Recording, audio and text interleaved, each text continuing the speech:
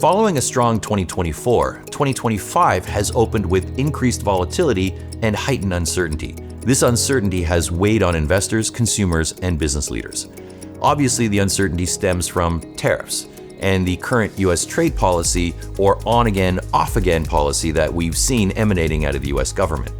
This uncertainty with respect to trade has resulted in higher volatility within equity markets, but it hasn't been the same across all equity markets. In fact, it has opened up opportunities outside of the United States for investors to take advantage of greater valuation and perhaps better growth prospects within the rest of the world.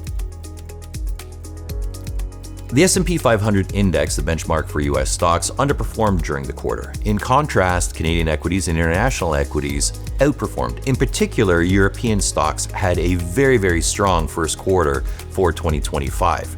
Now, this highlights the benefit of rotating away from the United States to other international equity markets.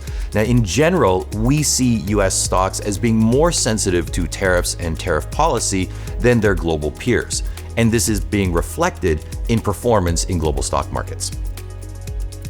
As expected, given the policy uncertainty, fixed income performed well during the quarter.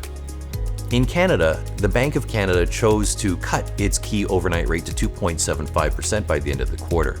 Governor Tiff Macklem noted that while interest rate cuts can't offset the impact of tariffs on the economy, they can help to balance out the economy with respect to lower interest rates. In the United States, the Federal Reserve chose to maintain its federal funds rate at 4.5%. We believe this is owing to the potential for higher inflation as a result of tariffs pushing up prices on consumers in the US. Overall, fixed income has proven a benefit to portfolios during the quarter, mitigating the volatility amidst the global and equity market uncertainty.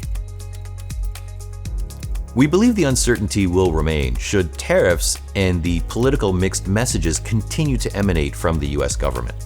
The lesson of the quarter, however, has been one of diversification and asset allocation. Investors who embraced diversification in their portfolios benefited from the difference in performance from the US versus European equities versus Canadian equities, as well as fixed income and other asset classes like gold. We believe a diversified approach will continue to benefit investors through the remainder of 2025.